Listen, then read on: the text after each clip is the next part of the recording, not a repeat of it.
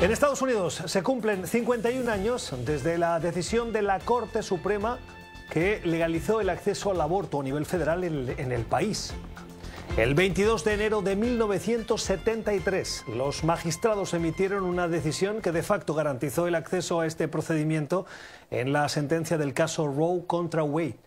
Durante décadas, esa fue la norma vigente, hasta junio de 2022, cuando una nueva decisión de esa Corte Suprema revirtió la garantía y trasladó a los estados la última palabra. La sentencia llevó a que en al menos 28 estados de la Unión Americana se aprobaran leyes más restrictivas o incluso prohibitivas con el procedimiento para interrumpir un embarazo. La batalla por el acceso al aborto se ha convertido, especialmente desde hace unos años, en una batalla polarizante que hoy divide a este país y que, como en las elecciones de medio periodo de 2022, tiene una gran influencia electoral. Y este es año de presidenciales en Estados Unidos. Con el aparente propósito de sacar provecho electoral, la Casa Blanca acaba de comenzar una campaña que lidera la vicepresidenta Kamala Harris para reivindicar el derecho al aborto y llamar la atención sobre las nuevas restricciones aprobadas en los últimos meses en estados republicanos. Harris participó hoy en un evento en Wisconsin, el primero de esta gira por el país. Mañana Joe Biden, coincidiendo con esta fecha, también tiene previsto un acto de campaña en Virginia, donde se espera que anuncie medidas de su gobierno con las que pretende garantizar el acceso al aborto. Medidas que difícilmente pueden devolver las garantías que ofreció Roe versus Wade mientras estuvo vigente. ¿Cuánto va a pesar el tema del aborto en esta campaña electoral hasta noviembre? Alejandra Soto es directora de comunicación de Planned Parenthood, una organización que ofrece servicios de salud reproductiva, educación sexual, planificación familiar y de aborto en Estados Unidos y el mundo. Señora Soto, gracias por su tiempo. Bienvenida al programa. Buenas noches. Muchísimas gracias. Siempre a la orden. ¿Cuánto va a pesar la cuestión del aborto en la próxima elección presidencial de este país? La buena noticia en materia de salud reproductiva es que tanto el candidato Biden como el candidato Trump están hablando del tema. Y eso es importante precisamente para que el electorado esté perfectamente claro sobre sus posturas. Por supuesto que el aborto va a ser tema central. Tenemos varias iniciativas electorales estatales en varios estados y va a ser un tema central en las presidenciales, sin duda. ¿En todos los estratos sociales? El electorado lo ha dejado claro en encuesta tras encuesta, y estoy hablando de encuestas tanto de votantes registrados, republicanos, demócratas, independientes. La mayoría de los estadounidenses, independientemente de su sentir personal sobre el aborto, no quieren que sea un político o un juez quien tome estas decisiones por nosotros. Así es que sí, en todos los estados este tema puede ser central y por supuesto que lo va a ser en las elecciones presidenciales. ¿Qué es lo que quiere la mayoría de los estadounidenses? Más allá de si aborto o no aborto, desde el punto de vista político, ¿qué están esperando de sus gobernantes? El que se proteja la autonomía corporal, ¿no? El aborto es un tema personal, es un tema de familia, en muchos casos es un tema médico. Nada que ver tiene que hacer ahí un legislador, un gobernador, un presidente, mucho menos un juez en estas decisiones. Y ya tenemos casos de qué es lo que sucede precisamente cuando son los políticos, los jueces quienes interfieren, mujeres en situaciones con embarazos peligrosos, con embarazos de emergencia, que ponen en riesgo, su vida o su salud, embarazos donde el feto no es viable, pero que aún así se les prohíbe abortar y tienen entonces que salir de sus estados para poder hacerlo. Pero si entiendo bien, señora Soto, lo que usted nos está diciendo es que lo que tendría que hacer es el Congreso legislar para garantizar ese acceso al aborto. Entonces, sí están esperando de los políticos una legislación que garantice esa libertad individual de poder tomar esa decisión.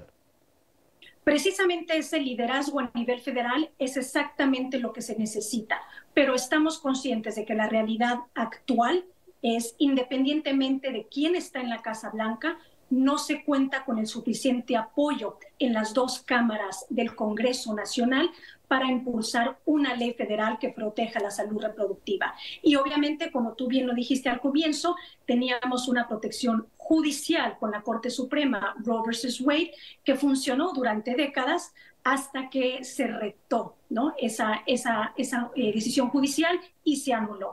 Así es que los tribunales no es donde se requiere un liderazgo federal, se requiere una ley en el Congreso. Veo que cuando yo le pregunto por aborto, usted me responde diciendo ley de salud reproductiva. ¿Por qué el matiz? ¿Por qué la diferencia? ¿Qué me estoy dejando fuera cuando yo le pregunto por aborto y usted me abre el espectro un poquito más?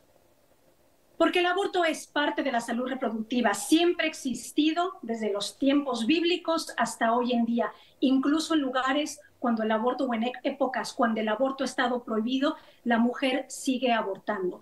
Y recalcar que estamos hablando tanto de abortos espontáneos, ¿no? Lo que en inglés se conoce como un miscarriage, una pérdida del embarazo, como un aborto por elección o un aborto por una necesidad médica. Es parte de la salud reproductiva. Cualquier doctor lo puede confirmar. En muchísimas ocasiones en un aborto espontáneo, por ejemplo, el cuerpo no desecha todo el producto y se requiere de una intervención médica. En estados donde actualmente existe una prohibición al aborto, incluso en esos casos, los médicos están de manos atadas. Y por supuesto, cuando una pareja tiene 3, 4 hijos, cuando difícilmente puede incluso alimentar, educar, tener una buena vida para esa familia y se embaraza nuevamente, solamente esa pareja es quien debe decidir si quieren continuar con un embarazo y crecer su familia o no. Esto no es un tema ni para legisladores ni para jueces, sencillamente. El tema del aborto sin duda es un tema polarizante, que además entra en confluencia con creencias religiosas, morales de muchos ciudadanos cuando se enfrentan a este tema. Y leía recientemente, señora Soto, cómo los estados que han prohibido el aborto no necesariamente llevan a una reducción del número de abortos. ¿Cuál es la mejor manera para garantizar que se reduce el número de abortos de facto, sea porque la población quiera, sea porque se impone? Garantizar la salud de la mujer y reducir el número de los abortos, ¿cuál es el camino? Primeramente, aclaro que se respeta completamente la postura personal de cada persona, ¿no? Si uno está embarazado y quiere abortar, debe de tener el derecho de hacerlo. Si uno está embarazada y no quiere abortar, nadie debe de obligarte a hacerlo. Así es que la ideología personal, moral, religiosa, completamente respetable. De lo que estamos hablando es de quién toma esa decisión por una y cuáles legisladores deberían o no deberían de estar involucrados en esa decisión.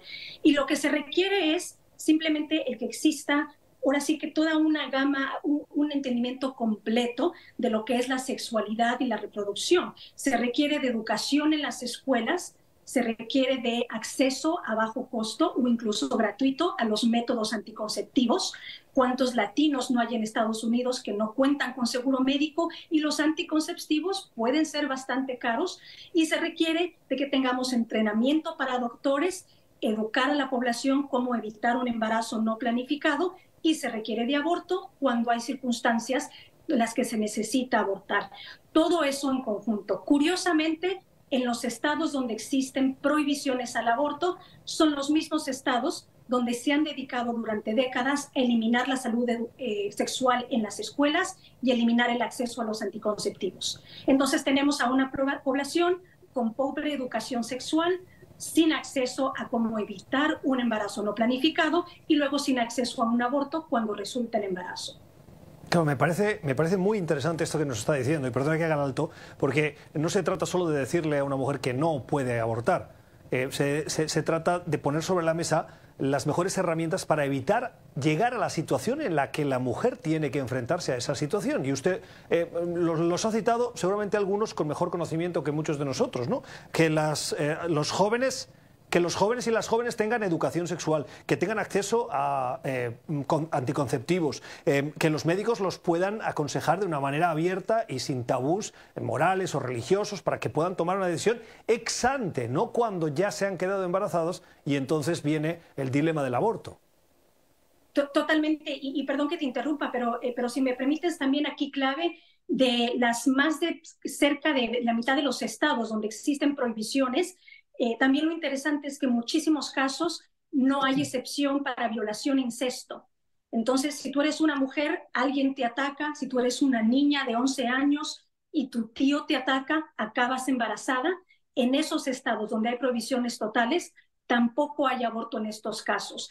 Y las prohibiciones en algunos estados están a las 6 semanas, 15 semanas de gestación, 20 semanas, lo cual nos deja perfectamente claro que los legisladores implementando estas leyes no entienden absolutamente nada de medicina y de ciencia. Están simplemente ahora sí que escribiendo leyes con prohibiciones, con unas semanas al azar, sin consultar con ninguna agrupación médica respetada y de peso en Estados Unidos. En los últimos ciclos electorales hay dos momentos que me parecen claves, que son definitivos. La elección de 2016 con la elección de Donald Trump, que prometió nombrar jueces de la Corte Suprema contrarios a el aborto, que revirtieran la histórica decisión de Roe versus Wade, algo que llevó a muchos votantes conservadores, particularmente cristianos, a votar por Donald Trump con ese propósito, y lo logró. Lo cual Donald Trump demostró que esa bandera sí la pone sobre la mesa para revertir ese acceso al derecho al aborto.